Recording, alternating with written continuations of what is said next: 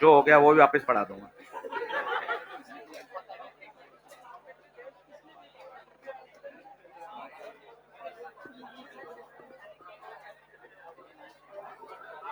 बढ़े आगे। चलिए साहब, आज का लेक्चर बहुत आसान है और मान के चलिए यहां से एक सवाल मिलता है और पूरा का पूरा फिजिकल केमिस्ट्री वाला ही है, तो अच्छे से पढ़िए, मोबाइल पर ध्यान कम दीजिए, फटाफट चैटिंग रोकिए और पढ़ाई की तरफ ध्यान दीजिए। सही है, चलिए लिखिए एंड डालिए। Energies of different energy level of hydrogenic atoms. चलो अब शांत हो जाओ, ईमानदारी से 1.5 घंटा वापस क्लास का ड्यूरेशन सही हो गया है, अब अच्छे से पढ़ाई करिए। देखें, हम सभी जानते हैं टोटल एनर्जी का फॉर्मूला होता है -13.6 Z² बाय n²। और मैंने आपको पहले भी कहा था बोर मॉडल केवल 1 इलेक्ट्रॉन सिस्टम के लिए ही एप्लीकेबल है। लिखना शुरू करिए।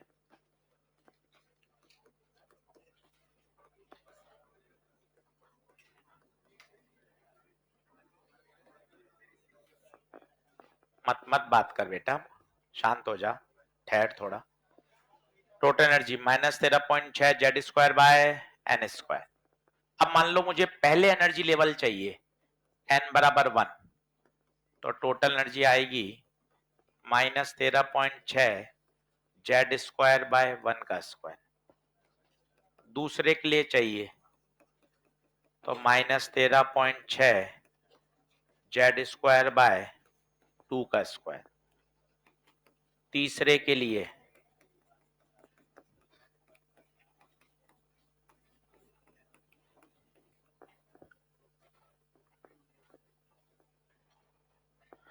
तो ये आएगा -13.6 Z²।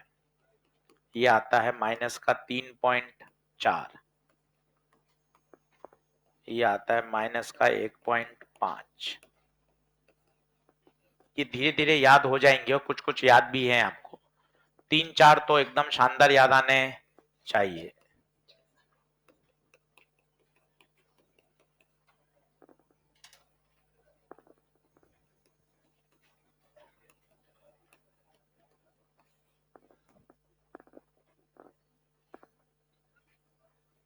लिखना भी है, दांत दिखा रहा है, कब शुरू कब करेगा लिखना?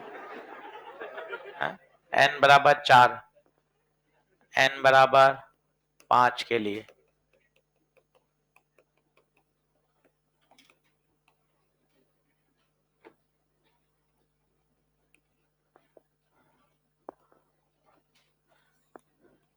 ये सब स्टैंडर्ड हैं, धीरे धीरे प्रश्न करते करते याद हो जाते हैं और सब यहां से आए हैं, इस फॉर्मूले से।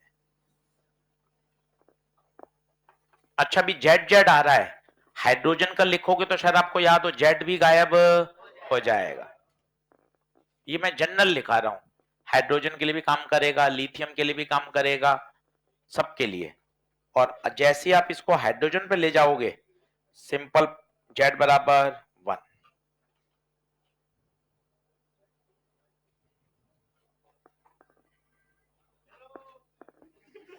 खड़ा करता उसको, खड़ा हो जा, तुरंत खड़ा हो जा, नीचे मत देख, खड़ा हो जा। हाँ, नीचे देख रहा है, यहाँ जा फटाफट।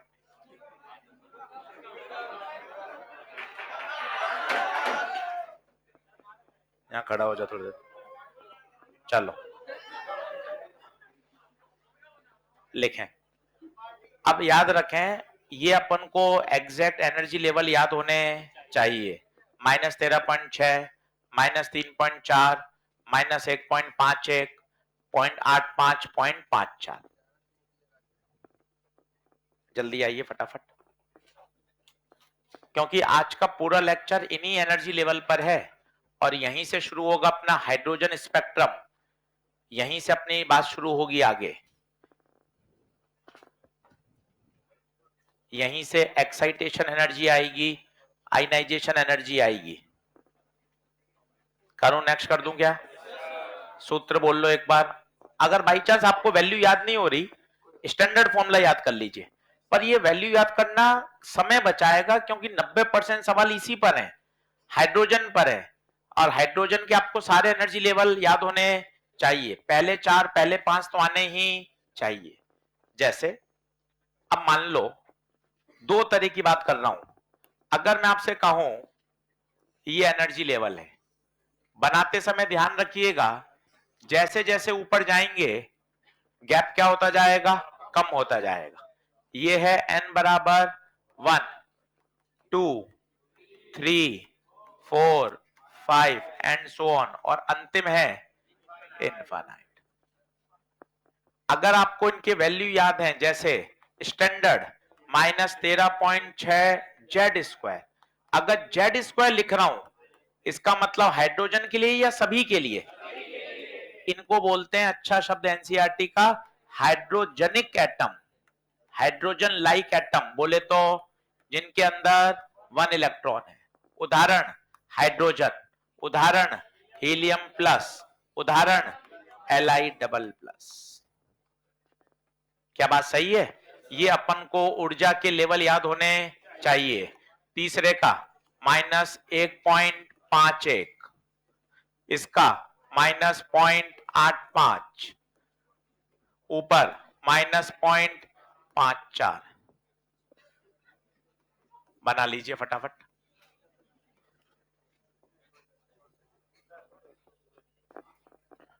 तो ये अपन को स्टैंडर्ड हैं जो अपन को याद होने चाहिए। अच्छा, अगर Z1 रख दोगे तो किसके लिए आ जाएगा? एग्जैक्ट हाइड्रोजन, वो बहुत काम आता है।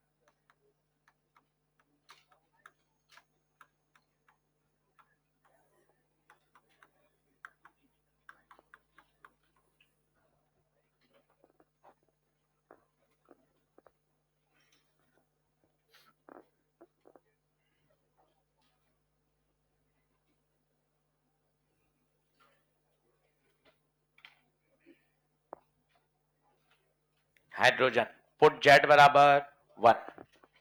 अब जैसे Z1 रख देंगे उसके लेवल स्टैंडर्ड है -13.6, -3.4, -1.5। भाई ये धीरे धीरे अपने आप याद हो जाएंगे, सिर्फ 10-15 न्यूमेरिकल करने की देरी है। ये लेवल और याद होने से समय बचता है। कई बच्चों को डिफरेंस भी याद है, और डिफरेंस सवाल को और जल्दी सॉल्व करते हैं। पहले और दूसरे का अंतर बहुत फेमस है, 10.2 सबसे ज्यादा फेमस यही है। दूसरा और तीसरा 12.09, 12.1 भी बोल सकते हैं। और पहला और चौथा 12.75। ये सब आपकी स्पीड बढ़ाएगा, क्योंकि सबसे ज्यादा पूछा जाता है हाइड्रोजन। कोई और होगा तो भैया करना पड़ेगा। मैंने ईएलपी में एक लिथियम का सवाल दिया है तो वो करना पड़ेगा। पर आप एनसीईआरटी देखेंगे, पुराने पेपर देखेंगे, जेईई मेन देखेंगे, तो ज्यादातर हाइड्रोजन पर ही अपने प्रश्न को पूछता है।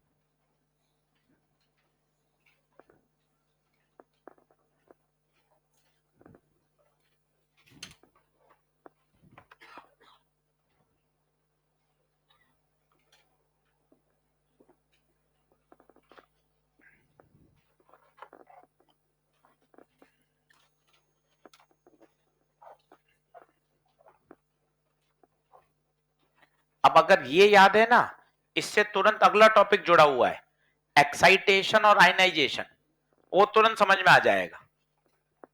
पहले ये वाला अच्छे से आप समझ लीजिए, लिख लीजिए। लेफ्ट और राइट में अंतर समझ में आ रहा है? लेफ्ट क्या है? किसी के लिए भी। राइट वाला ओनली फॉर हाइड्रोजन।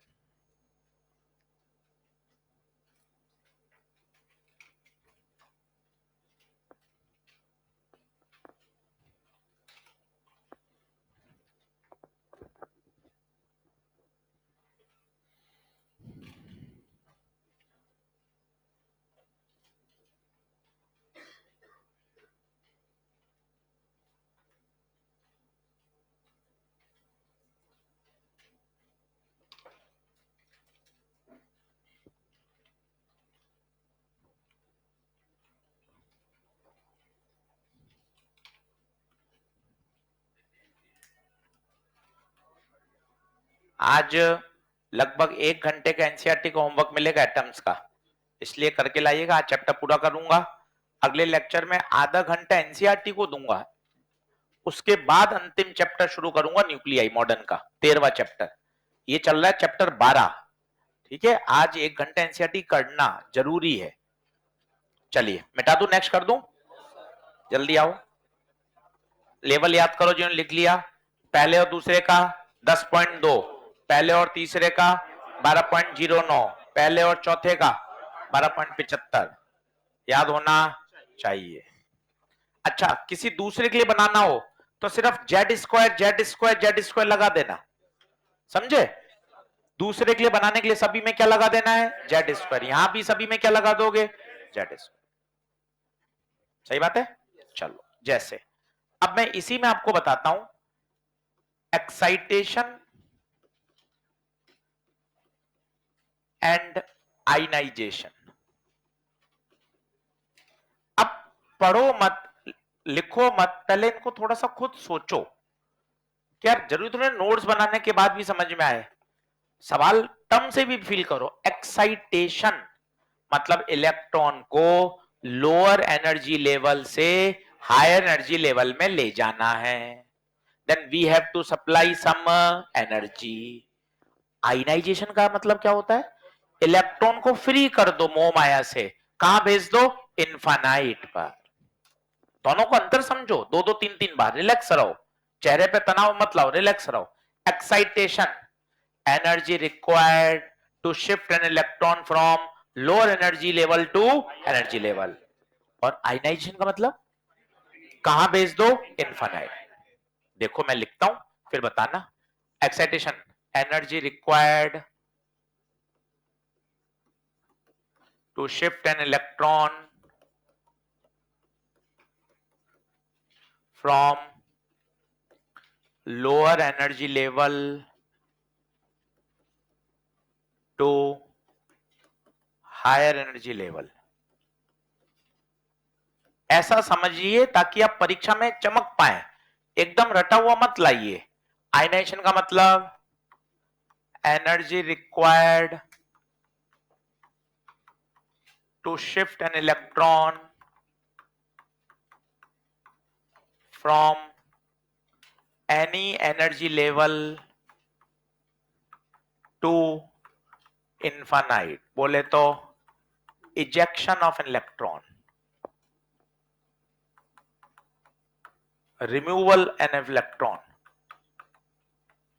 थोड़ा सा बातों को समझिए।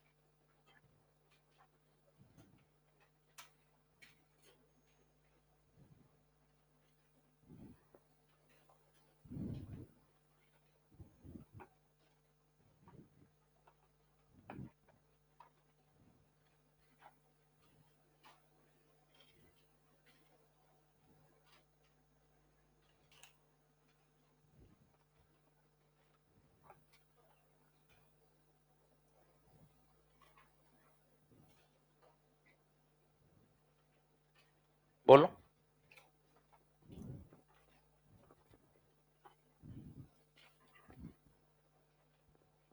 चल अब सुनना, पहले टूटा फूटा बोल, क्योंकि लिखने को तो आएगा नहीं, तुझे पता है बोर्ड एग्जाम देना नहीं है, समझ आनी चाहिए।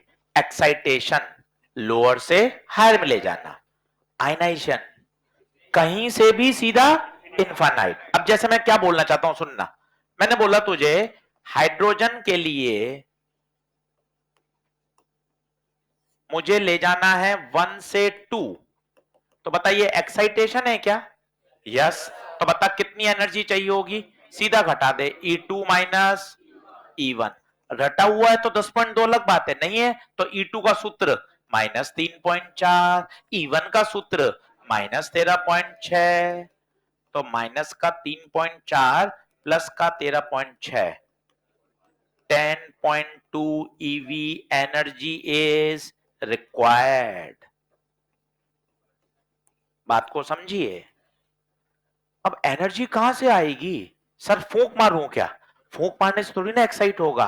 We have to supply some energy. Supply करने के दो तरीके हैं, या तो फोटॉन्स गिरा दो या कॉलिजन करवाओ, एटॉमिक कॉलिजन। कॉलिजन से क्या होगी? एनर्जी ट्रांसफर होगी और इलेक्ट्रॉन क्या हो जाएगा? एक्साइट।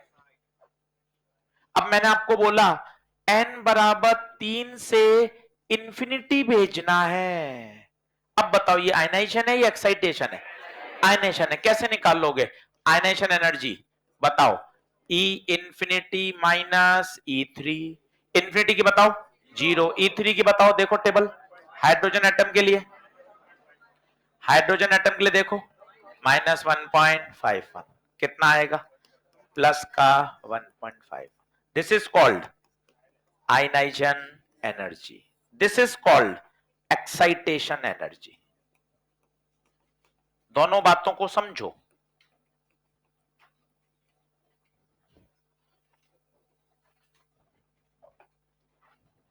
महसूस करो, भर भर के सवाल मिलेंगे इसके।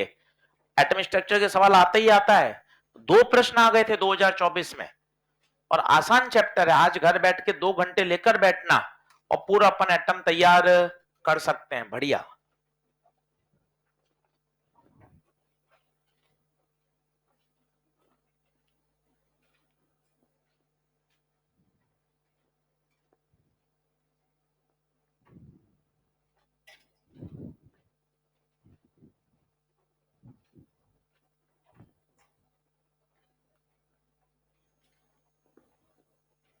अच्छा, ये तो मैंने लिखे हैं हाइड्रोजन के। अगर सोचो कोई और आ जाए, हीलियम लिथियम, तो जेड स्क्वायर और रख देना बस। और ये 10.2 निकालना भी नहीं चाहिए था। अच्छे बच्चे तो सीधा लिखते हैं हाइड्रोजन में 1 और 2 का अंतर 10.2 होता है।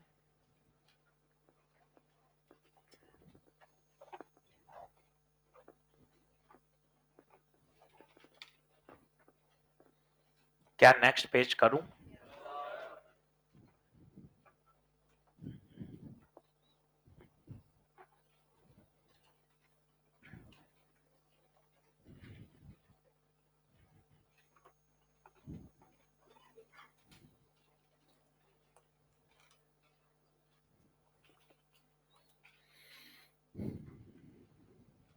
लिखें।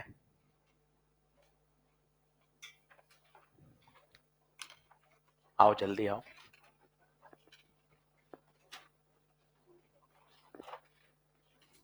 बेटा चल, अब एक बार बोल। एक्साइटेशन लोअर से हायर में भेजना, आयनाइजेशन किसी से भी अनंत में भेजना। सही बात। ये वाले अपन को फॉर्मूले याद होने चाहिए। हाइड्रोजन है तो जेड हटा दो, नहीं तो सब जगह क्या लगा दो? Z square. एक सवाल करके दिखाता हूं other than hydrogen.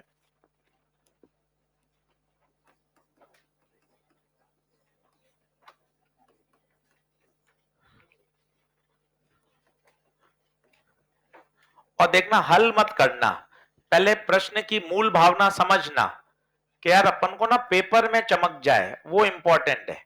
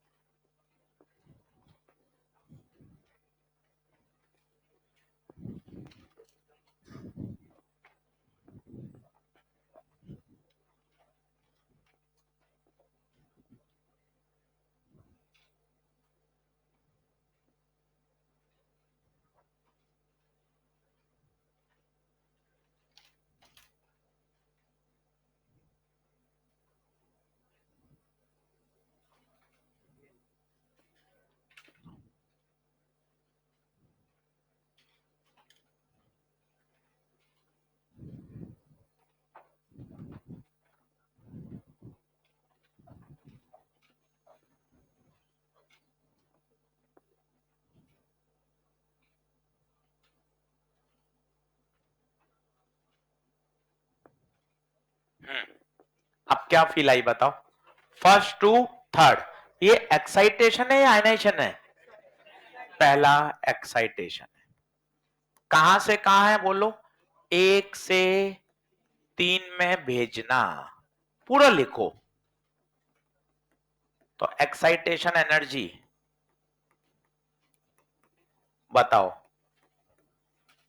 E3 minus E1, E3 minus E1। अगर आपको सीधा याद है पहले से तीसरे का कितना होता था बताओ? पहले और तीसरे का 12.09 जेड स्क्वायर आएगा, याद करो। किसी को ऐसा याद नहीं है सर मुझे तो ये याद नहीं है 12.09, ठीक है मत कर, पन्ना पलट। E3 की वैल्यू बता, E3 बता। माइनस का 1.51, E1 बता, माइनस का 13.6। तो ये सॉल्व करोगे तो आएगा 12.09। अब बताओ जेड कितना रखोगे? जेड 3, जेड 3 रखना पड़ेगा। क्यों? क्योंकि लिथियम प्लस प्लस जेड 3 है।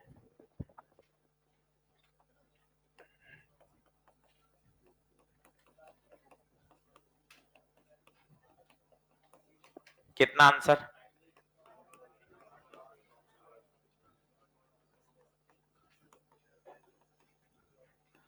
12.09 इंटू 9, 108,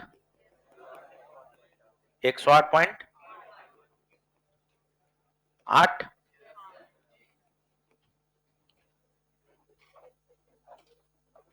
आराम से देख लो, कोई अपने भागा दौड़ी नहीं है, ये बोनस सवाल है, आराम से सही होते हैं। अच्छे से देख लो, 1 से 3 में भेजना, एक्साइट करना। अगर आपको वो अंतर याद है तो आपका समय बच गया। पहला दूसरा 10.2, पहला तीसरा 12.09, पहला चौथा 12.75। अगर हाइड्रोजन नहीं हो तो जेड स्क्वायर चिपका दो। मेरे वाक्य को सुनो, हाइड्रोजन और हाइड्रोजन हो तो जेड बराबर 1, काम खत्म।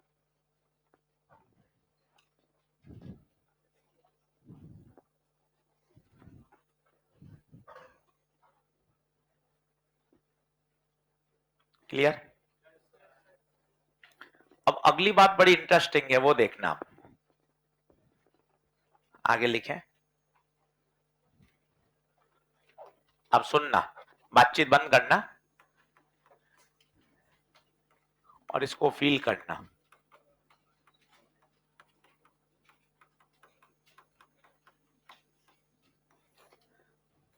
हाँ जी, हाइड्रोजन का बोलिए, -13.6, 7-8 बार तो मैं लिख दूंगा।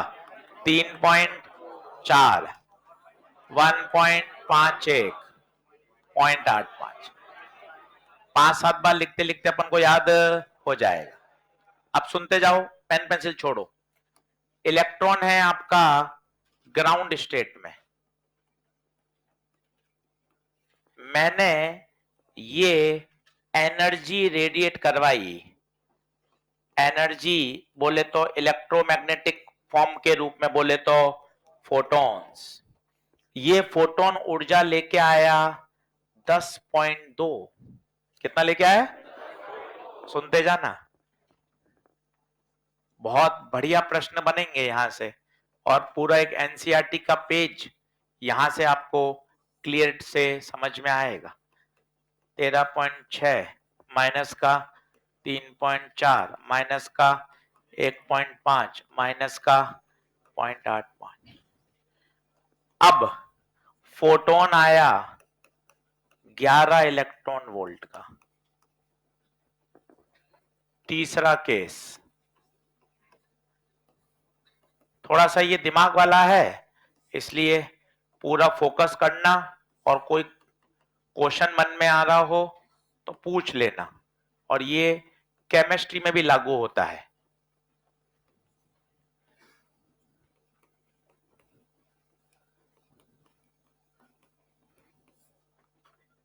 चीजों को सुनना।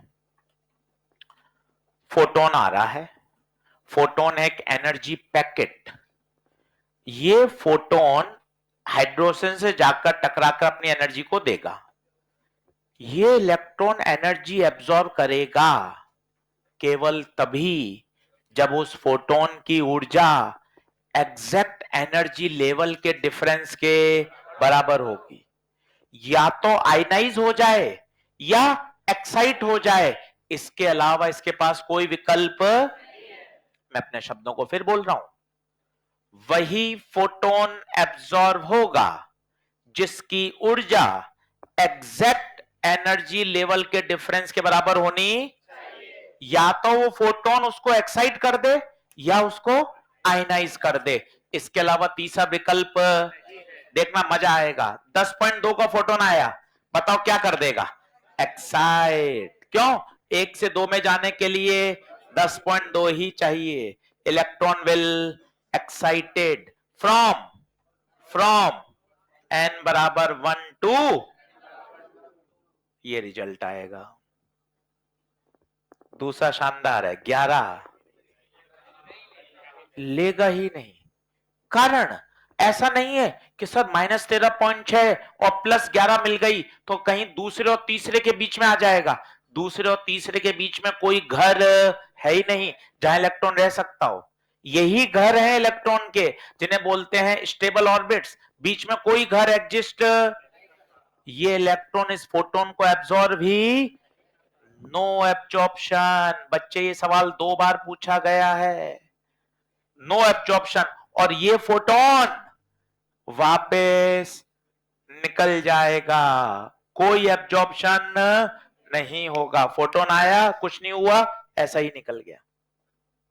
तीसरा बताइए, तीसरा बताइए, क्या ये आयनाइज कर देगा? हाँ, आयनाइज कर देगा। एनर्जी दो ही केस में एब्जॉर्ब होगी। क्या? या तो आप मुझे मोह माया से मुक्त कर दो या ऊपर किसी घर में बैठा दो, इसके अलावा कोई ऑप्शन। या तो एग्जैक्ट डिफरेंस के बराबर होनी चाहिए या एग्जैक्ट आयनाइजेशन के बराबर होनी चाहिए। अब बताओ, -13.6 +13.6 आते ही बताओ, इलेक्ट्रॉन इलेक्ट्रॉन इंफिनिटी पे पहुंच जाएगा। क्या एनर्जी एब्जॉर्ब होगी? Yes, photon will be absorbed and the electron will ionise.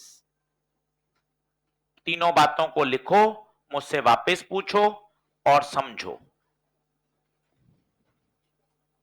इसमें फोटोन एब्जॉर्ब नहीं होगा,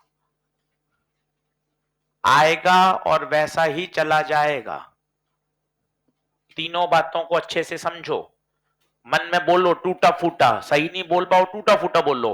वही फोटोन एब्जॉर्ब होगा जिसकी ऊर्जा एग्जैक्ट एनर्जी लेवल के डिफरेंस के बराबर होनी चाहिए। या तो वो उसको एक्साइट कर दे या वो उसको आयनाइज कर दे।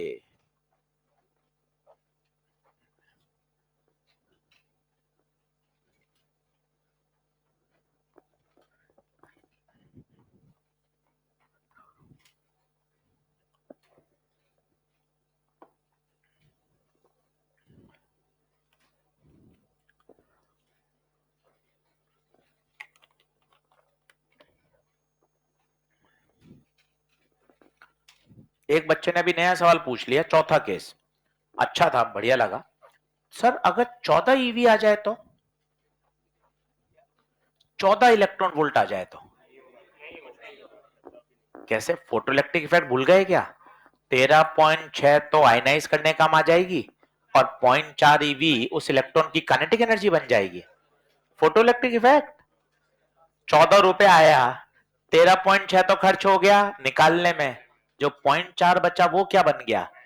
इजेक्टेड इलेक्ट्रॉन की काइनेटिक एनर्जी। पढ़ा था भाई, के मैक्स बराबर ई फोटोन -5।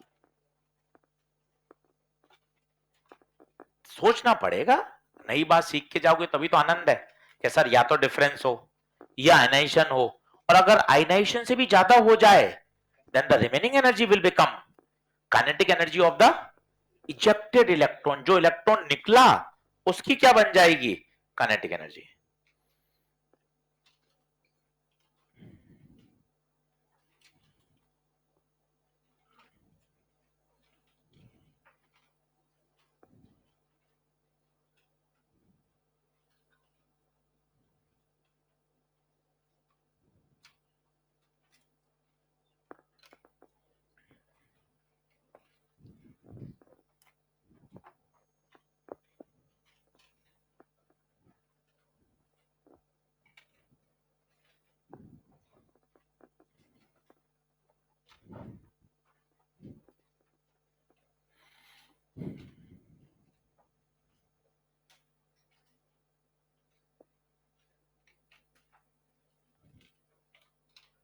आज सॉल्व्ड एग्जाम्पल और अनसॉल्व्ड एटम्स के चैप्टर नंबर 12, 2 हो 3 हो कोई दिक्कत नहीं, सारे करके पढ़ के आने हैं।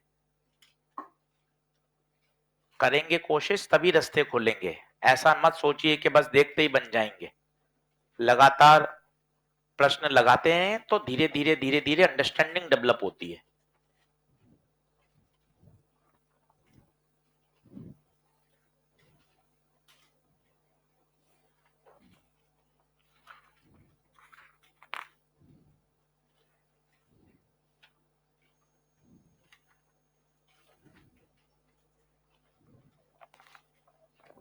कराऊं?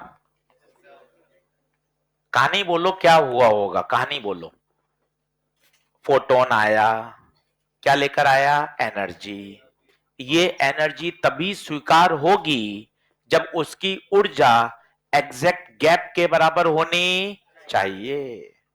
अगर गैप के बराबर हो गई तो इलेक्ट्रॉन कूदकर नए घर में चला जाएगा।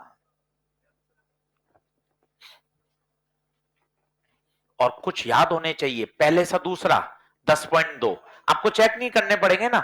10.2 याद है, पहले से तीसरा 12.09, पहले से चौथा 12.75, तो वो देगा ही यही, वो कहेगा 12.75 का फोटोन आया, तो आप कहोगे हाँ भाई पहले से चौथे में चला जाएगा। 12.09 आया पहले से तीसरे में, यस। अब 12.75 ना देख के 12.90 दे दे, नहीं होगा, एग्जैक्ट 12.75 ही चाहिए, ये मतलब कहना चाहता हूं। हाँ,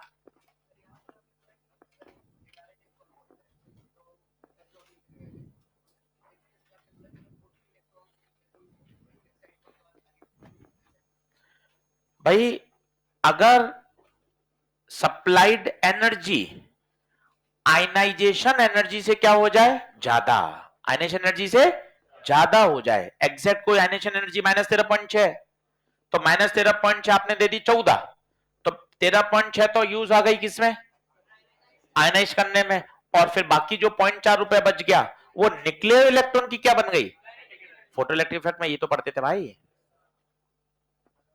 सही है, बढ़ूं क्या आगे? चलो एक क्वेश्चन करके देखते हैं, कर दूं, नेक्स्ट कर दूं, फिर वापस बता रहा हूं, ये मुझे याद होना चाहिए। अब चौथी बार लिख रहा हूं, 2 बार और लिखूंगा, आप 7-8 सवाल करोगे आपको याद हो जाएगा।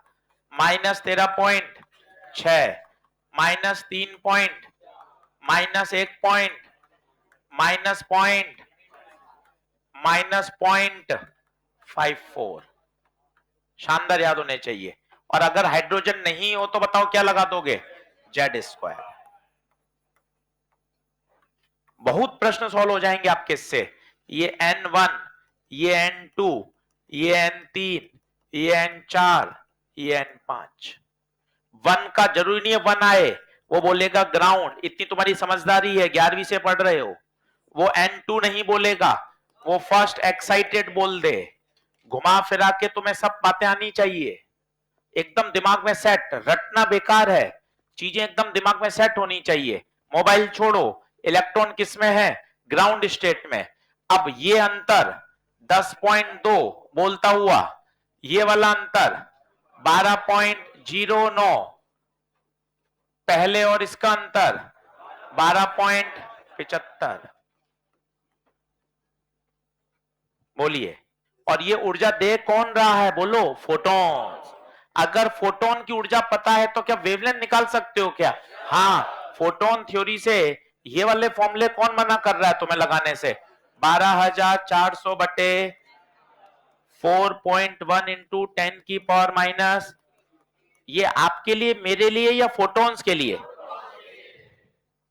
इतनी कहानी की ट्विस्ट आनी चाहिए तब मजा है। और अब चीजें रिलेटिवली आसान है, ऑप्शनल सवाल हट गए तो अब वापस कट ऑफ एकदम नीचे आएगी। जो कोविड के कारण 30 से 40 नंबर हाइक हो गई थी, आप पुराना देखिए जब ऑप्शन नहीं आते थे 2019 से पहले, आपकी 40 से 50 कट ऑफ नीचे है। कारण क्या है? ऑप्शनल प्रश्न आने से जो बच्चा स्मार्टली प्ले करता था, जिसमें फंसने वाला सवाल है, जिसमें कंफ्यूजन हो रहा है, उसको छोड़ देता था। अब कंपलसरी है, कंपलसरी में स्पीड टेस्ट भी होगी, एक्यूरेसी भी होगी, ऑप्शन नहीं है तो जो है वही करने हैं, तो चीजें वापस नॉर्मलाइज हो जाएंगी। और डरिए मत कि पेपर कोई कठिन तूफान आएगा ना। जेई मेन के पेपर हो चुके हैं, 6 पेपर आ चुके हैं 3 दिन के, 25 प्रश्न आए हैं, सब बिल्कुल वैसे ही जैसे आ रहे हैं, NCERT oriented, NCERT focus, class note जो आपने पढ़ा। और मेरे तेरे नहीं, किसी भी अध्यापक की अगर कॉपी में पूरा कंटेंट है, वहां से आपका पूरा पेपर हल हो जाएगा। ऐसा कुछ भी नहीं है कि इसी कॉपी से पढ़ने पर आता है, ये कुछ नहीं है। कहीं से भी आपने पढ़ाई करी हो, किसी भी टॉपिक से आपने पढ़ा है, अच्छे तरीके से आपने पूरा टॉपिक पढ़ा है, आपका सवाल बनेगा। इसलिए रिलैक्स रहिए, कुछ नया देखने को नहीं मिलेगा। अभी 10 दिन बाद पूरे जेई मेन के ओरिजिनल पेपर आ जाएंगे, उनको डाउनलोड करना, प्रिंट निकालना, और 250 प्रश्न होंगे वो। कितने? 250। एक शिफ्ट में कितने सवाल? 25। कुल 10 पेपर है तो 250। वो 250 आपको अगले 1.5 से 2 महीने में कर लेने चाहिए। वो नए प्रश्न है, जिससे आपका कॉन्फिडेंस बढ़ेगा कि अरे यार सब चीजें ठीक है। 30 से 35 सवाल, 45 में से फॉर्मूला बेस ही आएंगे, 3-4 question assertion, reason, statement, column matching, 2-3 question में क्या लगेगा, 2 चैप्टर के कॉन्सेप्ट बस। तो कोई ऐसा नहीं है, पहले थोड़ा दिमाग को रिलैक्स करिए। कुछ ऐसा नहीं होगा कि पेपर में एकदम कुछ हुआ आएगा अलग से, जो अपन पढ़ रहे हैं वही आएगा, उसी तरह का आएगा। नहीं तो आप जेई मेन के पेपर देख लीजिए 2025 के लेटेस्ट, ऑप्शन प्रश्न हटाने के बाद भी कोई ज्यादा रॉकेट साइंस का अंतर नहीं है। ये आपको एक आत्मविश्वास देता है कि अपन जो पढ़ रहे हैं उससे पूरा पूरा सामान हल हो जाएगा पेपर का। क्लियर है बात? क्या ये अंतर याद है सबको? 10.2, 12.09 और 12.75 एकदम खतरनाक। पहला प्रश्न लिखिए।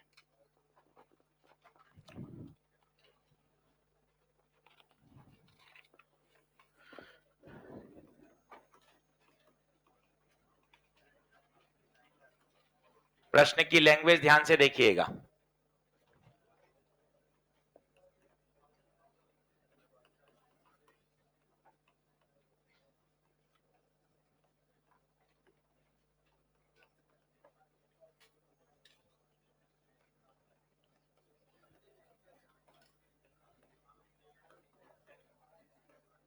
लिखो लिखो, बात मत करो।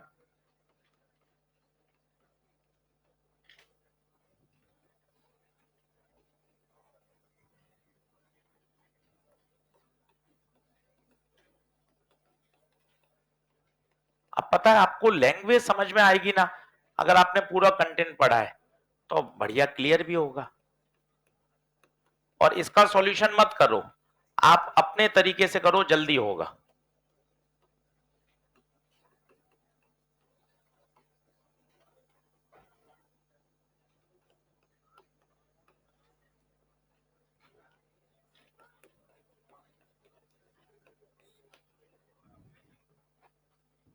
लिखो लिखो।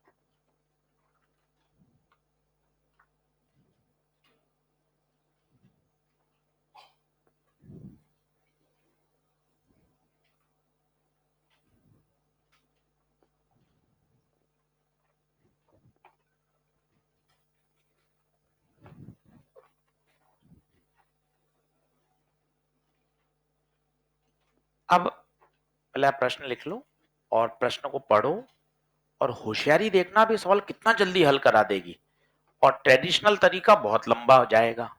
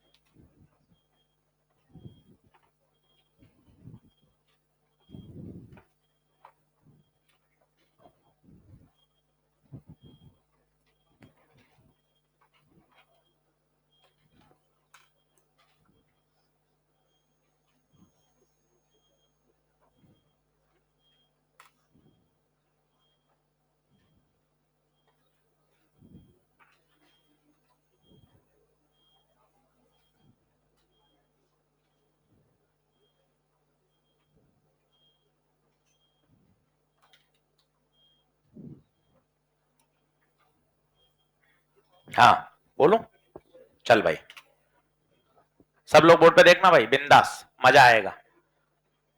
सही बात समझोगे तब मजा आएगा। बोर्ड पे देखो, क्या हाईलाइट बात है? हाइड्रोजन एटम, बिल्कुल सही बात। ग्राउंड पर है, n बराबर 1 पर है। कहां ले जाना है? n बराबर 4 पे। तो पहले आप लिखो n बराबर 1 से n बराबर 4 ले जाना है। अब आपको 1 और 4 का अंतर याद होना चाहिए। कितना? 12.75। नहीं याद है, कोई टेंशन नहीं। चौथा बोलो, चौथा बोलो, -0.85। पहला बोलो 13.6। और याद होगा तो बहुत बढ़िया। पर ये उत्तर नहीं आया है, ये आया है उस फोटोन की एनर्जी। और उसने उस फोटोन की क्या पूछी है? वेवलेंथ। अब किताब देखोगे, गूगल सॉल्यूशन देखोगे तो लगाता है एससी बाय लेमडा। अब तेरी होशियारी है यार, एससी बाय लेमडा काहे लगाता है भाई? जब तुझे डेल्टा ई पता चल गया और ये फोटोन है ये पता चल गया, तो 12,400 बटे लेमडा लगा देना यार। अब बता, डेल्टा ई 12.75, तो लेमडा 12,400 बटे 12.75, लगभग लगभग 1,000 से थोड़ा सा कम लेमडा आ गया। अब बच्चे लेमडा से न्यू निकालते हैं तो लगा देते हैं न्यू बराबर सी बाय लेमडा। क्यों लगाते हो? एक और फॉर्मूला है ना, वो भी चिपका दो। 4.1 इंटू 10 की पावर -15। ये भी बढ़िया है। अब तेरा इतना दिमाग चलना चाहिए कि अरे सर आप फोटोन थ्योरी में कैसे कूद गए? अरे फोटोन की तो ऊर्जा है, इस फोटोन की ऊर्जा से अपन को लैम्डा और फ्रीक्वेंसी निकालनी आनी चाहिए। अब डेल्टा ही कितना? 12.75। इतना तेरे चमकना चाहिए। 12.75 बटे 4.1 इंटू 10 की पावर -15, लगभग 3, लगभग 3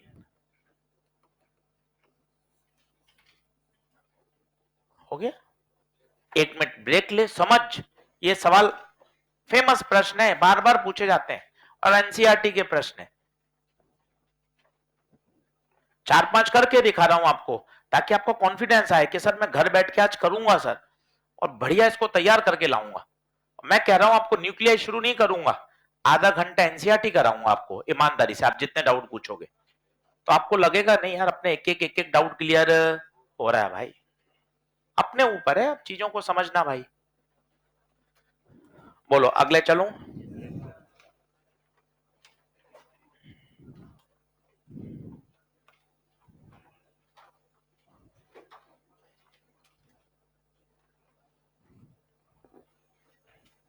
बोलो, एक्साइटेशन और आयनाइजेशन समझ में आया? ठीक है, अब आगे आओ, लिखो, हेडिंग डाल लो।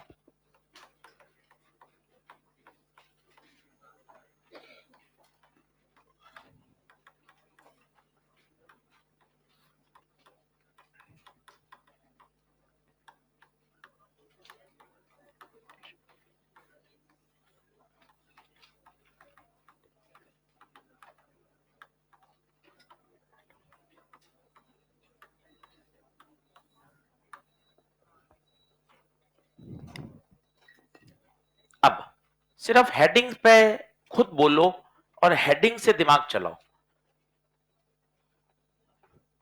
चैप्टर रिवाइज करने के तरीका और होता है, कैसे बच्चा पूरा चैप्टर पढ़ लेता है, फिर क्या करता है, सिर्फ हेडिंग हेडिंग हेडिंग हेडिंग लिखी, जिसे बोलते हैं सिर्फ टॉपिक के नाम, और फिर टॉपिक के नाम से उसके अंदर के फॉर्मूले लिखे बिना देखे, उसके अंदर के कॉन्सेप्ट सोचे।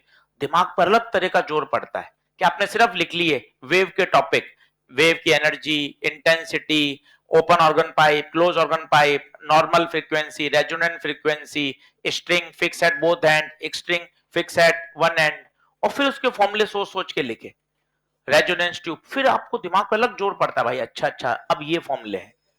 आप फटाफट पूरा रिवाइज मत करो, पूरा देखने के बाद टॉपिक के नाम लिखकर, अब जैसे एसी रिवाइज करना है तो आरएल सर्किट, अब आरएल सर्किट का सब लिखो, इंपीडेंस आना चाहिए, ओम्स लॉ आना चाहिए, 10 फाई आना चाहिए, LCR लिखा है, LCR में वोल्टेज का फॉर्मूला, जेट का फॉर्मूला, इम्पीडेंस 10 फाई। तो फिर क्या होता है, दिमाग सब फॉर्मूले को अच्छे से धीरे धीरे धीरे धीरे सोचता है। करिए, इंटरेस्टिंग जैसा बनाएंगे वैसा अपने ऊपर है। अब बताओ हेडिंग पढ़ के क्या दिमाग में आ रहा है? Frequency and wavelength of. अभी तक पता है क्या हो रहा था? आप एनर्जी दे रहे थे और वो एक्साइट हो रहा था। आपने ये भी पढ़ा है, कोई भी इलेक्ट्रॉन ज्यादा देर तक अपने एक्साइट स्टेट में नहीं रह सकता, उसको वापस नीचे आना ही पड़ता है, क्योंकि उसको अपनी स्टेबिलिटी बढ़ानी है, और जो लोअर एनर्जी लेवल होते हैं वो स्टेबल होते हैं। इसका मतलब अब वो क्या करेगा? ऊपर से नीचे जंप करेगा, और जंप करेगा तो बताओ क्या होगी? एनर्जी रिलीज होगी in the form of electromagnetic radiations, बोले तो फोटोन। कहानी को समझिए, अभी आप एक्साइट कर रहे थे, एक्साइट करके वो आ गया दूसरी मंजिल पे, तीसरी मंजिल पर। अब दूसरी या तीसरी मंजिल पे ज्यादा देर तक रह नहीं सकता, तो उसको दूसरी या तीसरी मंजिल से कूद कर वापस पहली मंजिल पे जाना, और जब वो तीसरी से पहली मंजिल पे जंप करेगा तो एनर्जी रिलीज होगी in the form of electromagnetic radiations. अब हेडिंग पढ़, frequency and wavelength of emitted radiation, और पढ़ डी एक्साइटेशन। इससे पहले क्या था? अब क्या हो रहा है? क्या बात समझ में आई? ये बोर का तीसरा पोस्टुलेट है, लिख, when an electron jump, when an electron jump from higher energy level, from higher energy level to lower energy level, to lower energy level, energy is released, energy is released in the form of, in the form of electromagnetic radiation.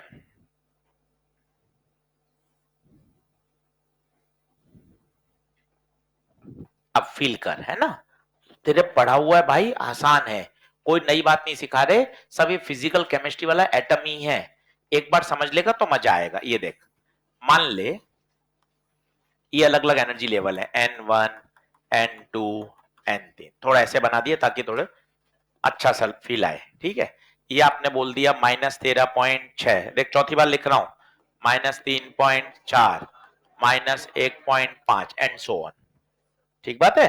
अब माना electron n बराबर 3 में है, electron n बराबर 3 में। अब मेरी बात को सुनिए, कोई भी इलेक्ट्रॉन एक्साइटेड स्टेट में 10 की पावर -8 सेकंड से ज्यादा नहीं रह सकता। इसे लाइफ स्पान कहते हैं। इसको वापस नीचे आना ही पड़ेगा, क्योंकि नीचे वाले ऑर्बिटल खाली पड़े हैं। अगर वो खाली पड़े हैं तो उसको स्टेबिलिटी बढ़ाने के लिए कहां आना पड़ेगा? नीचे। तो अब ये कूदेगा ऊपर से नीचे। एक बात और, जरूरी नहीं ऐसे ही कूदे भाई साहब, ऐसे और ऐसे भी आ सकता है। This is pure random process. आप अंदर जाकर देख नहीं सकते हो कैसे आ रहा है, उसको पहले में आना है। रास्ते खूब सारे हैं, तीसरे से सीधा पहला, तीसरे से दूसरा, दूसरे से पहला, कुछ भी हो सकता है। क्या बताइए, एक फोटोन आएगा या अलग अलग तरह के फोटोन की वेवलेंथ आएंगी? ये देखिए, ये कहलाता है एमिशन स्पेक्ट्रम। और अगर आप इसको स्पेक्ट्रोमेट्री, स्पेक्ट्रोमीटर एक इंस्ट्रूमेंट होता है, उसमें देखेंगे तो वहां पर आपको क्या दिखाएंगी? लाइंस दिखाई देंगी। उसे बोलते हैं हाइड्रोजन का स्पेक्ट्रम कैसा होता है? कंटिन्यूअस या लाइन? लाइन का मतलब होता है वहां एक पर्टिकुलर एक वेवलेंथ दिखाई दे रही है। अब आपसे पूछे सर इनकी आप वेवलेंथ और फ्रीक्वेंसी बता सकते हो? हाँ, मान ली ये एक नंबर है, अब बताओ इसके और इसमें अंतर कितना है? पहले वाले में बताओ, अगर वो 3 से 1 में आ रहा है तो सर हमें तो अंतर पता है सर, 3 और 1 का बताओ कितना? 12.09। कैसे लैम्डा निकाल सकते हो तुरंत? 12,000 बटे क्या से आप फ्रीक्वेंसी निकाल सकते हो? 4.1 इंटू 10⁻⁻15 लैम्डा भी आ जाएगा, फ्रीक्वेंसी भी आ जाएगी। हेडिंग देख, frequency and wavelength of emitted radiation. सिर्फ रटो मत, कहानी समझ के जाओ क्या हो रहा है, नहीं तो प्रश्न में चमकेगा नहीं कि सर जब वो ऊपर से नीचे कूदता है तो एनर्जी रिलीज होती है in the form of electromagnetic radiation. आपसे ये भी पूछ सकता है कितनी spectral lines, number of spectral lines बताइए कितनी मिलेंगी आपको स्पेक्ट्रोमीटर में, बताइए कितनी? 1 2 3। सर ये थोड़ा समझाओ स्पेक्ट्रल लाइंस, ये कम समझ में आ रहा है। आजा मैं और डिटेल में सिखाता हूं, बाद में लिख लेना, नोट्स बनाने में मत सोच। सर चलो स्पेक्ट्रल लाइंस थोड़ा समझाओ सर धीरे धीरे। चलो बात कर लेते हैं, केमिस्ट्री का है, उसी का सीख लेते हैं। ये 1, ये 2, ये 3, ये 4 इलेक्ट्रॉन है n बराबर 4 में। पूरा लिख ताकि मजा आए तुझे। इलेक्ट्रॉन n बराबर 4 में, पेन पेंसिल छोड़, समझने की इच्छा रख, मोबाइल छोड़, बोर्ड पे देख। इलेक्ट्रॉन n बराबर 4 में, टू टर्म प्रोफोल। क्या इलेक्ट्रॉन एक्साइटेड स्टेट में है? आंसर है यस। कोई भी इलेक्ट्रॉन एक्साइटेड स्टेट में ज्यादा समय तक, इसको तो नीचे लौटना ही, लौटने के खूब सारे रास्ते संभव हैं और ये सारे रास्ते रैंडम हैं, कोई पता नहीं लगा सकता। तुक्के मारिए, तुक्के, चौथे से पहले में आ जाए, तुक्के मारिए, चौथे से तीसरा, तीसरे से दूसरा, दूसरे से पहला, और तुक्के मारिए, चौथे से दूसरा, दूसरे से पहला, चौथे से दूसरा, दूसरे से पहला, चौथे से और तीसरे से पहला, ये भी संभव है। देखो सब हो गए, चौथे से पहला, चौथे से तीसरा, फिर तीसरे से पहला, चौथे से दूसरा, फिर दूसरे से पहला, चौथे से तीसरा, तीसरे से दूसरा, दूसरे से पहला। बताओ कितनी लाइंस दिखेंगी? 6। Number of spectral lines 6। Sir ऐसे तो बहुत मैं नहीं सोच पाऊंगा सर, इतना सोच लूंगा तो मेरी पूरी फिजिक्स ही हल हो जाएगी सर। सही बात है, तुरंत दिमाग भी तो साथ देता है कि अपनी वास्तविक स्थिति क्या है। नहीं नहीं इतना नहीं सोच पाऊंगा, तो तुरंत एक फॉर्मूला भी आना चाहिए। तुरंत एक का फॉर्मूला है नंबर ऑफ स्पेक्ट्रल लाइंस, ये होता है n(n-1/2), ये गणित से निकलता है n(n-1/2). अब मान लो n बराबर 4 में है, आप देखना खुद आ जाएगा आंसर। बताओ 4 (4-1/2), 4 × 3/2, 12/2, 6। तो आप आंसर भी याद कर सकते हैं n(n-1/2). एक बार और समझाता हूं, अब क्लियर होगा। अब सर धीरे धीरे बता दो वापस। ये 1, ये 2, ये 3 इलेक्ट्रॉन है n बराबर 3 में, ठीक है। फिर प्रैक्टिस कर रहे हैं ताकि समझ में आए तरीका क्या है। क्यों सर इतना फोकस करके इतना प्यार से धीरे से क्यों समझा रहे हो? ताकि भाई तेरे घर जाके कॉपी खोलने का मन करे। पहली लड़ाई तो हमारी ये है कि बच्चा घर जाके फिजिक्स की कॉपी खोले, मॉड्यूल करे, प्रश्न बनाए, समझ में आएगा तभी तो बनाएगा। इसलिए बार बार समझाते हैं कि नहीं यार कंसेप्चुअली स्ट्रांग होना चाहिए। अब बता इलेक्ट्रॉन किस में n बराबर, बता एक्साइटेड स्टेट में है क्या? क्या ज्यादा देर तक रह पाएगा क्या? क्या इसको नीचे आना पड़ेगा क्या? अब बता नीचे आने के तरीके। 3 से 2, 2 से 1, 3 से और कोई, और कोई, कितनी लाइंस? ये तो आई सोचने से, ये तो आई सोचने से। सर मैं नहीं सोच रहा, आप तो मुझे फॉर्मूले से बता दो सर। तो देख ले नंबर ऑफ लाइंस का फॉर्मूला, सर एक बार और लगा दोगे तो याद हो जाएगा। बोल n(n-1/), बता n बराबर किस में है? 3 रख दे, 3 3-1/2, तो 3 × 2/2, 3 लाइन। अब बता कुछ कुछ क्लैरिटी आ रही है? अच्छा ये कूदेगा तो क्या एनर्जी भी रिलीज होगी? और वो एनर्जी रिलीज से क्या वेवलेंथ और फ्रीक्वेंसी निकाल सकते हैं? वो ये रे फॉर्मूले 12 400 और 4.1। अब बता क्या पूरी कहानी क्लियर हो रही है? लिख लीजिए।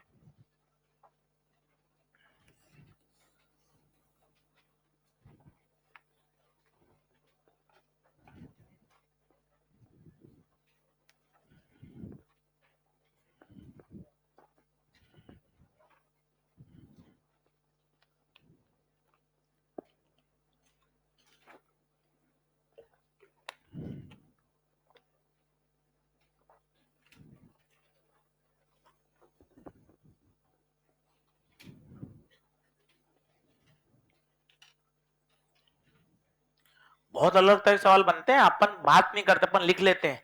सर ये कैसे संभव है, इलेक्ट्रॉन यहां भी आ रहा है और यहां भी आ रहा है, हम तो सर एक इलेक्ट्रॉन की बात कर रहे हैं। तो पूरा उत्तर क्या है, ये एक हाइड्रोजन गैस की बात हो रही है।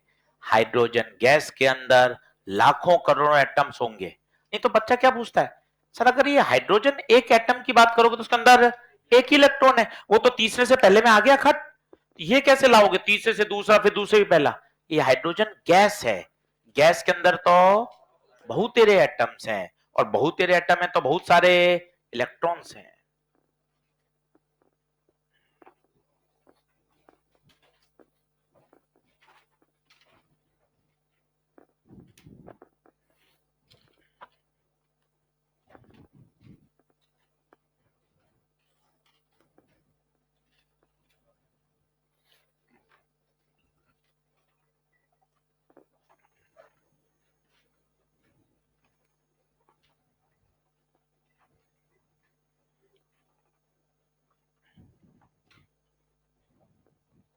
मिटाऊं क्या,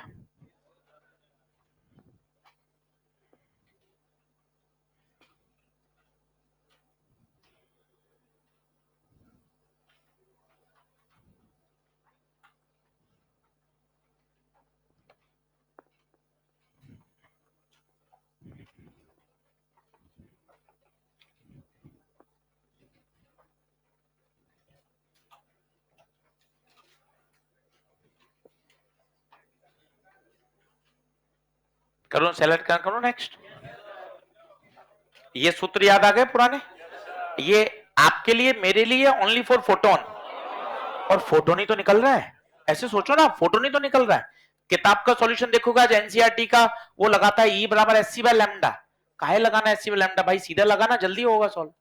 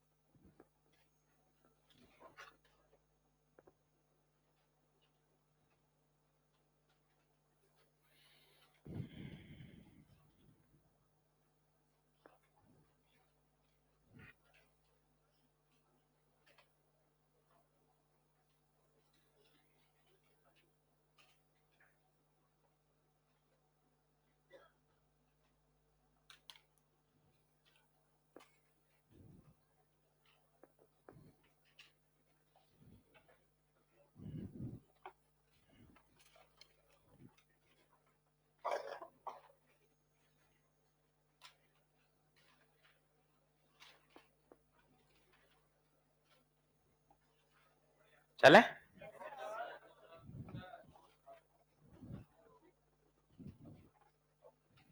अब एक सवाल लिखाता हूं, बहुत प्यारा सवाल है वो।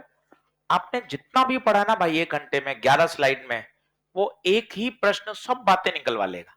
नीट का प्रश्न है और बहुत प्यारा प्रश्न है, लिखिएगा अगला। नंबर ऑफ स्पेक्ट्रल लाइंस का फॉर्मूला बोल लीजिए, n(n-1/2)। 12.75 ईवी कब आएगी बताइए, 12.75 ईवी, एक से 12.75 ईवी और 975 क्या सही है, दोनों अलग हैं। 12.75 ऊर्जा है और उस फोटोन की वेवलेंथ 975 है। तो कोई आपसे बोले 975 एंगस्ट्रॉम की वेवलेंथ आ रही है, तो दूसरी तरह से बोलो 12.75 ईवी का फोटोन आ रहा है। 12.75 ईवी आ रही मतलब कहां जाएगा वो, पहले से चौथे। क्या बोल रहा हूं मैं बताता हूं आपको, लिखें।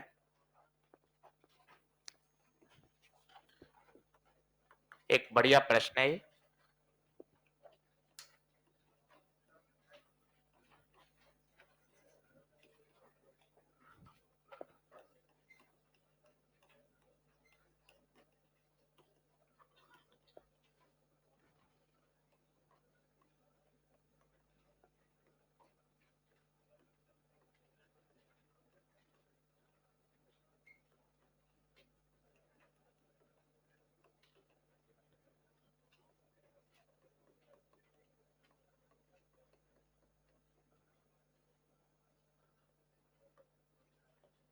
बहुत ध्यान से करना।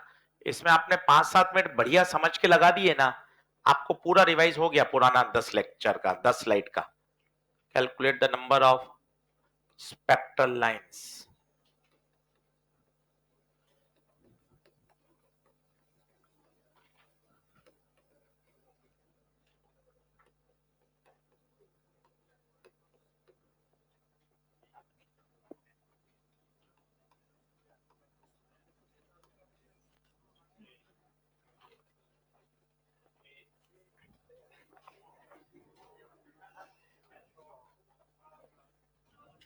मत करो, मत करो।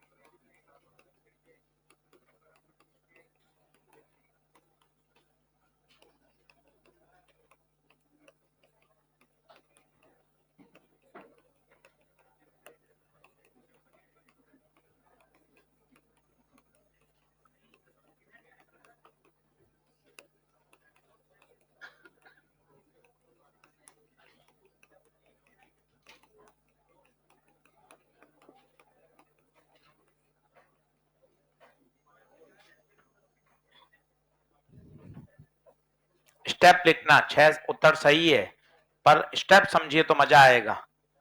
975 एंगस्ट्रॉम का फोटोन आना मतलब 12.75 की ऊर्जा आना। 12.75 का फोटोन आएगा तो इलेक्ट्रॉन इस ऊर्जा को पाकर सीधा पहले से चौथे में जाएगा, और जब वो चौथे में पहुंच जाएगा तो अब उसको कहां आना है? ग्राउंड स्टेट पे। अब इलेक्ट्रॉन n बराबर 4 में पहुंच चुका है। अब होगा वो डी एक्साइटेशन, तो नंबर ऑफ लाइंस का अब फॉर्मूला लगेगा n(n-1/2)। अभी आपने पूरा पढ़ा हुआ है, वही डेटा आपको याद है, इसलिए आपको आसान लग रहा है।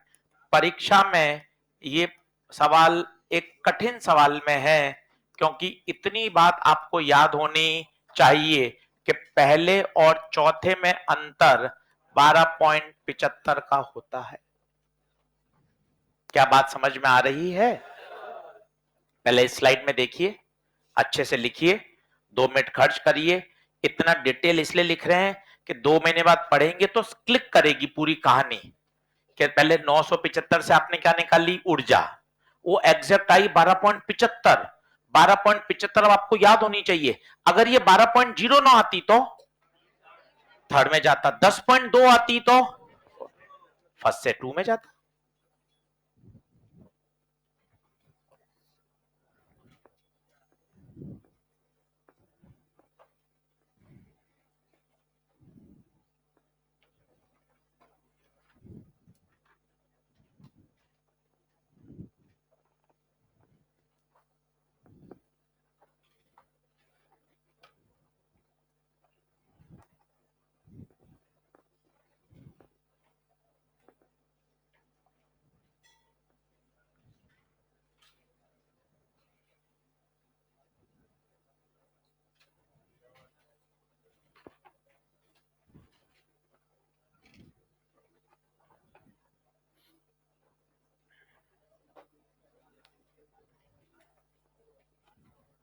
पढ़ूं?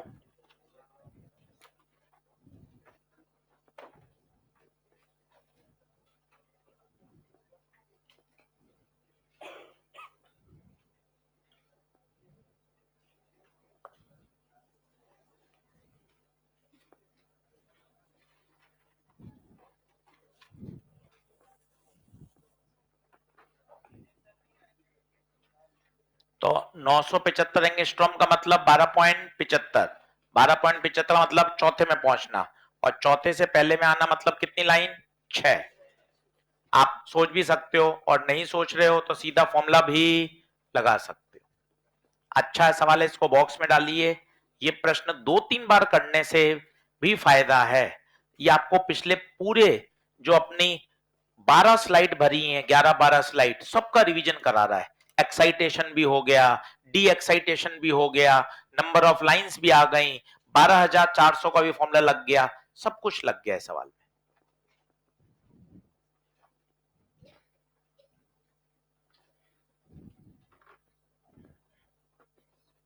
लिखिए, हाइड्रोजन स्पेक्ट्रम।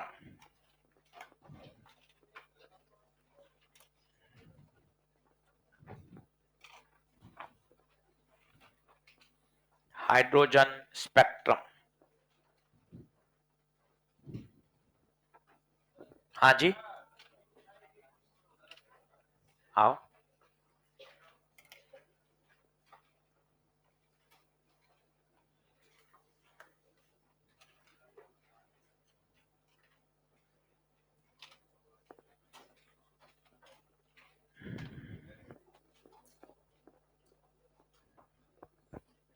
अभी इस समय की सबसे जरूरी नीड है, नहीं तो क्या होता है, क्या क्या पढ़े हम परेशान हो जाते हैं कि यार कहाँ। इस समय सबसे बेहतर काम करेगा रिवीजन फाइल। वो मतलब यो अमृत है कि भैया उसमें सब कुछ है, आपको कहीं बाइफरकेट नहीं होना, परेशान नहीं होना। एनसीईआरटी कर रहे हैं, कोई कह रहा है एग्जाम्पलर करो, या जेई मेन के कर लेते हैं, पुराने सवाल कर लेते हैं, नीट के कर लेते हैं। भाई उसमें सब कुछ बहुत सिस्टमेटिक तरीके से दिया हुआ है। 100% उस पर विश्वास रखें, और पूरा पूरा चैप्टर उससे बढ़िया रिवाइज होगा।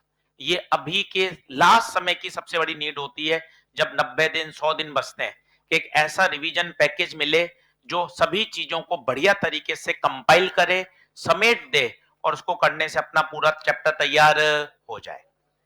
तो अच्छे से इसको तैयार करिए, चीजें धीरे धीरे आपके कंट्रोल में आ जाएंगी। चलिए आगे लिखिए, हाइड्रोजन स्पेक्ट्रम इंपॉर्टेंट लगा लीजिए।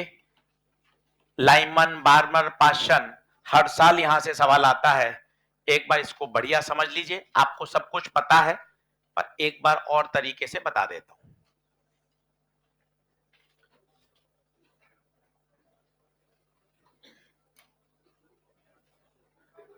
N1, N2, N3, N4, N5, और जैसे जैसे ऊपर जाते जाएंगे ये हो गया N अनंत।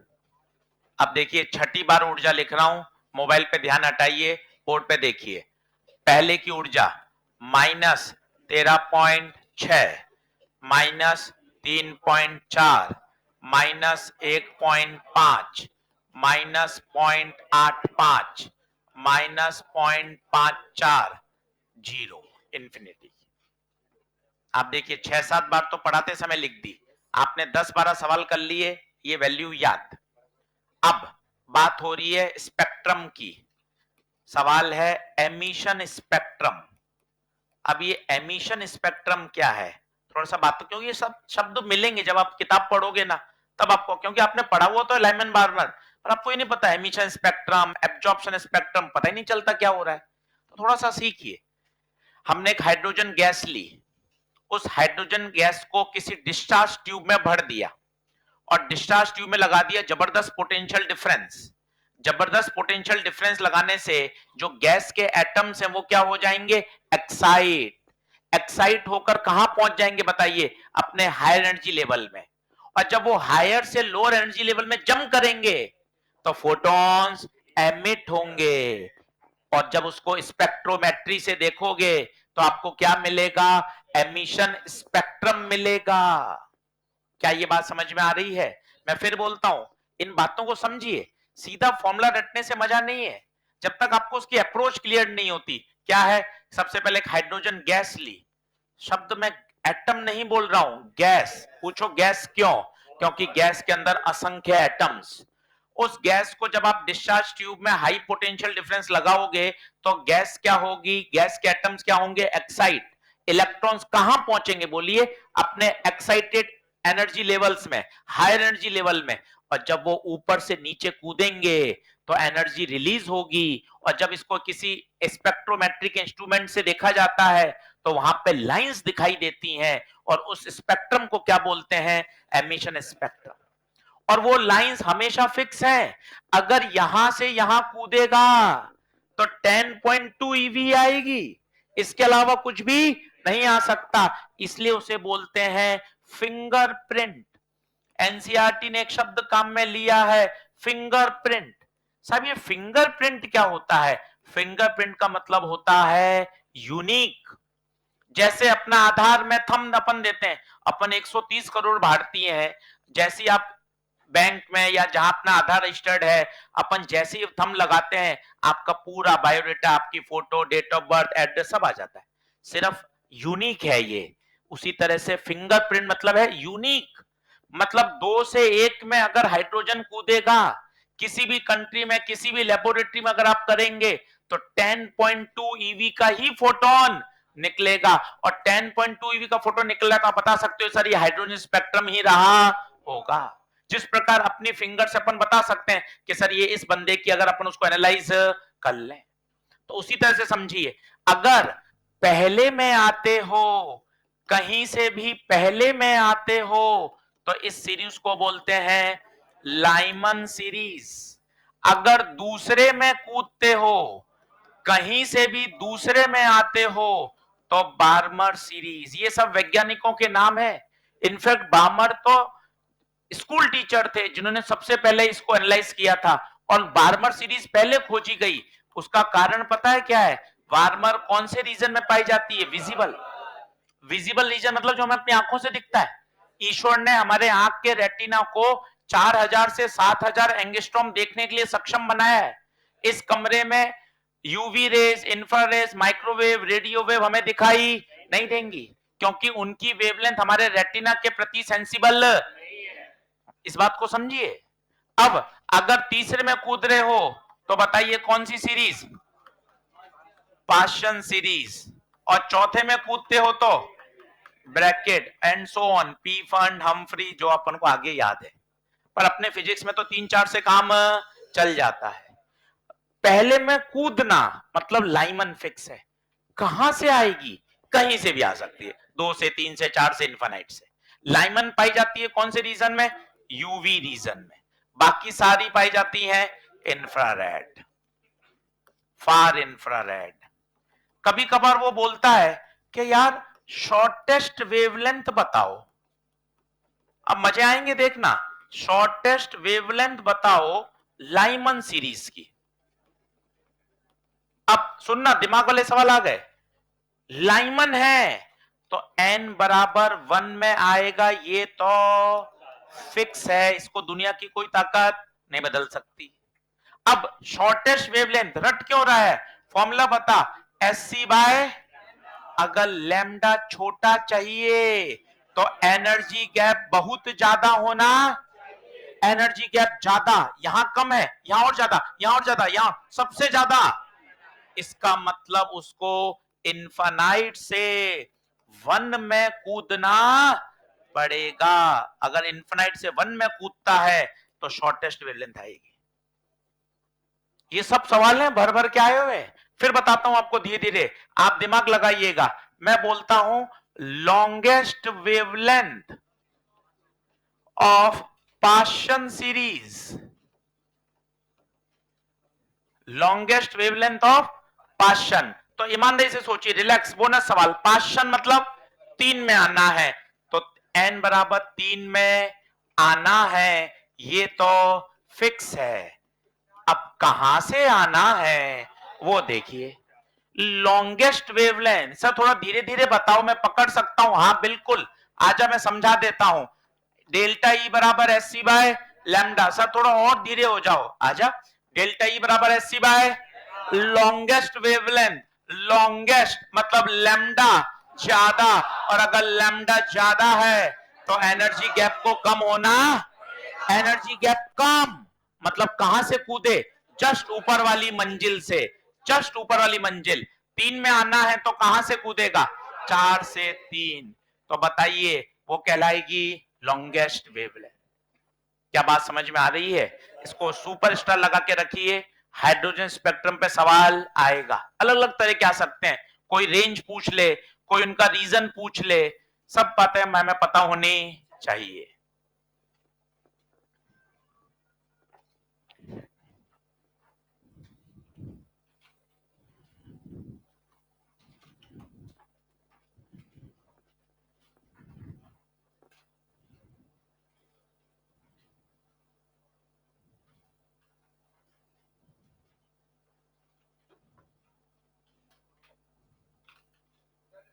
हाँ जी,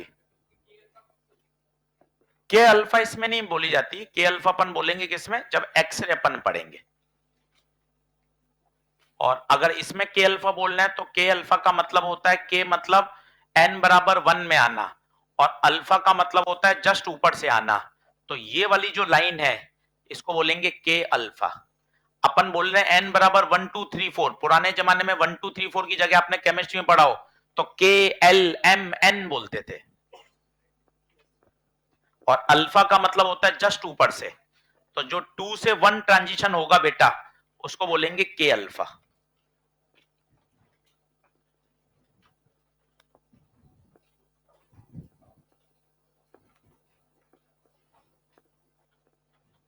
अगले लेक्चर में आधा घंटा और पढ़ाऊंगा और न्यूक्लियाई शुरू करूंगा। आज आपको ये पूरा तैयार कर लेना चाहिए। 3 लेक्चर हुए हैं, 3 तो नहीं मान सकते, 2.5 मानिए, क्योंकि पिछले 2 लेक्चर थोड़े छोटे छोटे थे, सवा सवा घंटे के थे, तो वहां 15-15 मिनट अपने 2 लेक्चर के बचे थे। 3 लेक्चर में इसको बढ़िया आप घर जाके आज तैयार करिए, एटम पूरा तैयार हो। ये चैप्टर नंबर 12 है। अब आएगा न्यूक्लियाई चैप्टर नंबर 13, और 13 आसान हो गया है क्योंकि half life, mean life, Rutherford, radio activity सब हट गया है। हाँ जी,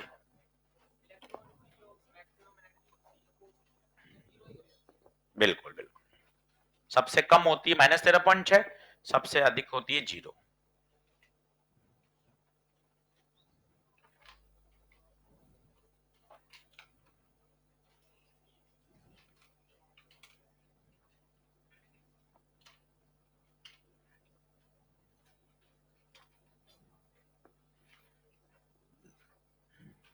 करूं, एक टेबल बनानी है मुझे।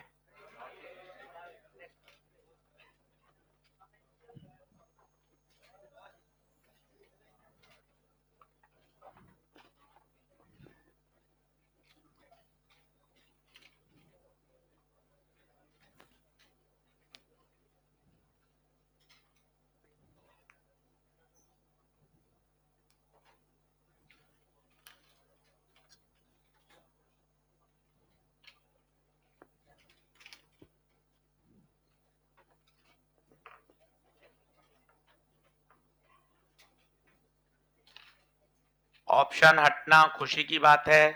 3 घंटे 20 में से 3 घंटे में कोई परेशानी नहीं है। 20 मिनट इसलिए बढ़ाए गए थे पहले साल के बाद क्योंकि 20 क्वेश्चन बढ़ गए हैं, तो उनको पढ़ने के लिए समय चाहिए, इसलिए ऐसा कुछ भी नहीं है। तो दोनों में पैनिक नहीं होना है। अपने लिए फेवरेबल कंडीशन है, अपन जो पढ़ रहे हैं अपने लिए ज्यादा फायदेमंद है, और जो ट्रैक रिकॉर्ड पुराना है उसमें ही आएगा। और ये बात मान के चलिए, अब कट ऑफ की जो है वो भी कहाँ जाएगा, नीचे जाएगा। जेई मेन में भी 5 प्रश्न हट चुके हैं, पर पेपर के लेवल में कोई टफनेस इंक्रीज नहीं हुई है। आप पेपर खुद देखिए, खुद निर्णय लीजिए, मेरे कहने पे मत मानिए। 5-7 दिन बाद पेपर आ जाएंगे ओरिजिनल, आप खुद देख लेना। 70 से 80% प्रतिशत सवाल सिंगल फॉर्मूला बेस है। फॉर्मूला लगाइए, सीधा उत्तर आएगा। खुद देख लेंगे, आपको कॉन्फिडेंस आ जाएगा कि यार नया पैटर्न है। सवाल ऑप्शन हटने के बाद भी कुछ ऐसी कठिनाई का स्तर बहुत ज्यादा बढ़ा नहीं है, इसलिए परेशान मत होइए। खुद की दिमाग लगाकर निर्णय लीजिए। फालतू की बात इधर से उधर सुनेंगे, अपने एनसीईआरटी फोकस रहिए, बस ये बात सच है। एनसीईआरटी ओरिएंटेड रहेंगे, मजा आ जाएगा। देखें, अब जैसे मैंने बोल दिया लाइमन, तो बताओ लाइमन में ये तो फिक्स है, n1 बराबर 1 होगा। कहां से आएगा? कहीं से भी, 2 3 4 कहीं से भी। मैं आपको बोलूं यार शॉर्टेस्ट वेवलेंथ बताओ, तो बताओ शॉर्टेस्ट। अब खुद मौखिक सोचो, शॉर्टेस्ट सोचो ना। E बराबर S C by lambda, lambda short, lambda नीचे लेमडा कम, तो एनर्जी गैप ज्यादा मतलब सबसे, तो इन्फिनिटी से 1। लॉन्गेस्ट मतलब एनर्जी गैप बहुत कम, एनर्जी बहुत कम मतलब जस्ट ऊपर से। ये लाइनमैन हो गया। कभी वो बोल देता है फर्स्ट लाइन, अब फर्स्ट लाइन तुम्हें पता चलना चाहिए, फर्स्ट लाइन मतलब जस्ट ऊपर से। बोले लास्ट लाइन, नाम से समझो ना, हर बात को रटने की जरूरत का। लास्ट, लास्ट, अंतिम, अंतिम मतलब कहां से? इनफाइनाइट से। अब बोलिए लाइमन कौन से में पाया जाता है? यूवी। बार्मर फिक्स है, कहां आना है? 2 में ही आना है। इन शब्दों को लिखोगे ना तो और मजा आता है। 2 में ही आना है, ये फिक्स है। कहां से आ सकता है? कहीं से भी जंप कर सकता है। पर अगर शॉर्टेस्ट बोल दे तो इंफिनिटी से ही, लॉन्गेस्ट बोल दे तो जस्ट ऊपर से।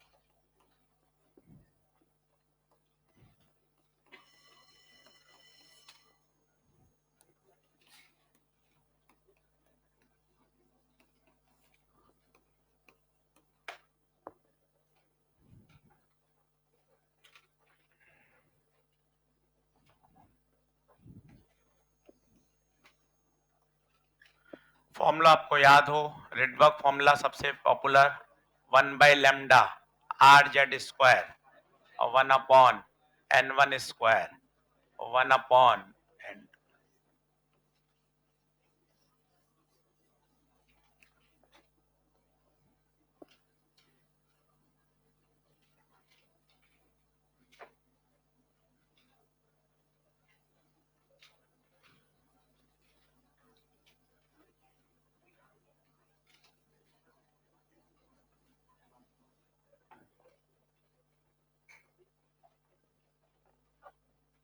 शॉर्टेस्ट वेवलेंथ लेमडा छोटा, एनर्जी गैप ज्यादा, ज्यादा मतलब इनफाइनाइट।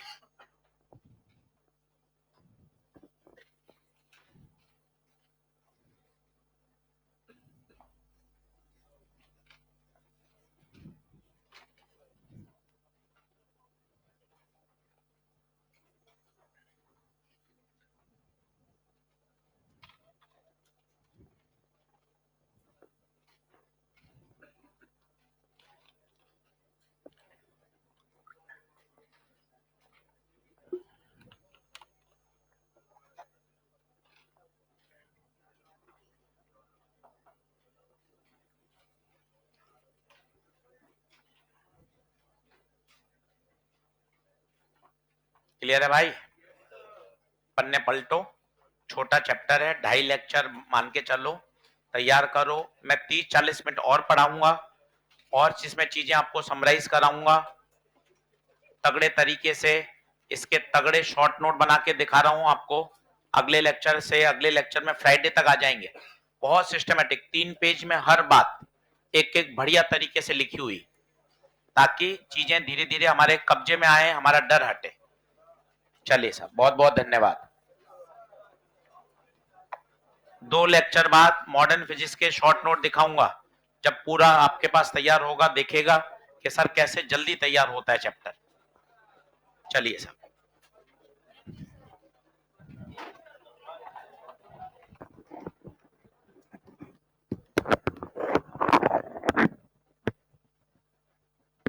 सर नमस्कार।